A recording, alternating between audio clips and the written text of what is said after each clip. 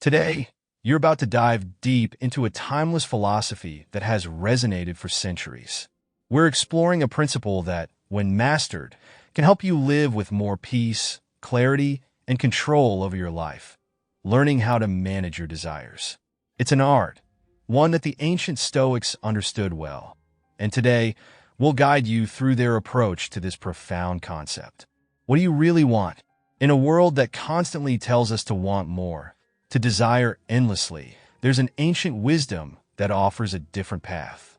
Stoicism, a philosophy born in the bustling streets of ancient Athens, suggests that the key to happiness isn't found in satisfying our endless desires, but in mastering them.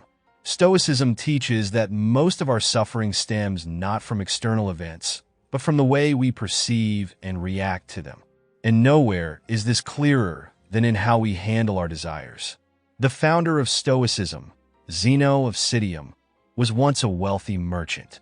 But after losing everything in a shipwreck, he discovered that true wealth doesn't come from material things. Instead, it comes from mastering your mind and desires. From this point forward, Zeno and the Stoics advocated for focusing on what we can control and letting go of the rest. One of the most powerful lessons of Stoicism comes from Epictetus, who wrote, "Make the best use of what is in your power, and take the rest as it happens." Essentially, this means that we need to focus on what we can control, our thoughts, actions, and decisions, and let go of the things we cannot, like external events, other people's opinions, or the results of our efforts. Why we desire and how it controls us, let's face it, we all want things.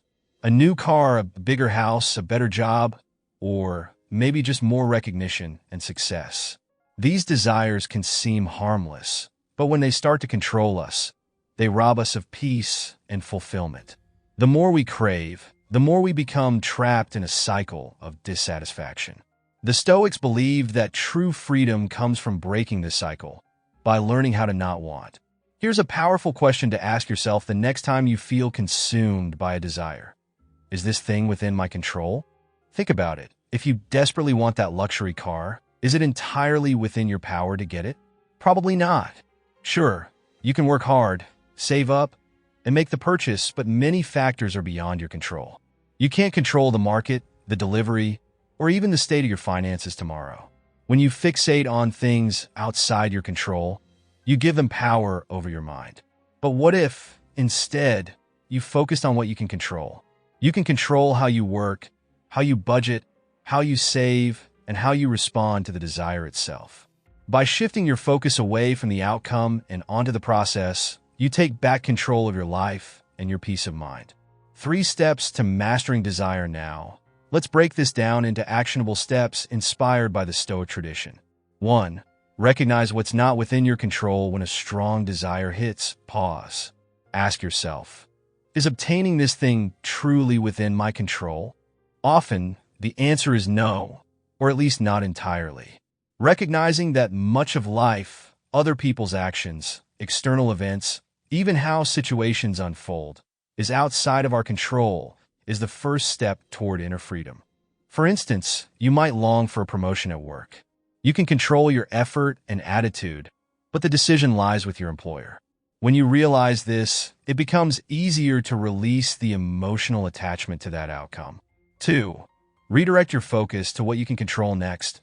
Once you've identified what's beyond your control, shift your energy to what you can influence. You may not be able to guarantee that promotion, but you can control how you show up every day, how you improve your skills, and how you manage your time. This mindset shift helps you avoid wasting energy on things that will only cause frustration.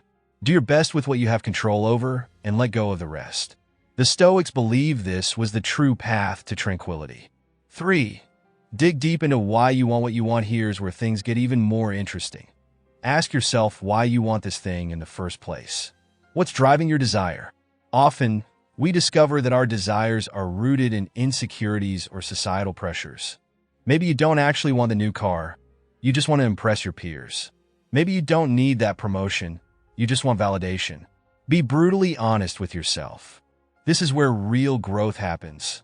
Once you uncover the deeper reasons for your desires, you may find that they lose their grip on you. And when you stop chasing, that's when peace, and often success finds you. The freedom in letting go. The Stoic philosophers like Seneca and Marcus Aurelius knew that the less we crave, the freer we become. In fact, Seneca once said, "It is not the man who is too little, but the man who craves more, who is poor." And Marcus Aurelius, the philosopher emperor, believed that your worth is measured by your ambitions. If you're constantly striving, constantly wanting more, you'll never feel satisfied. But if you master the art of letting go, you'll find contentment, no matter what life throws at you. So, take a moment today to reflect. What are you chasing and why? And are you ready to detach from the outcome, to find peace in the process, and to reclaim control over your mind? Take a deep breath in, and as you exhale, feel the weight of those desires lighten. You've got the power to change how you respond. Until next time, remember, keep on rising,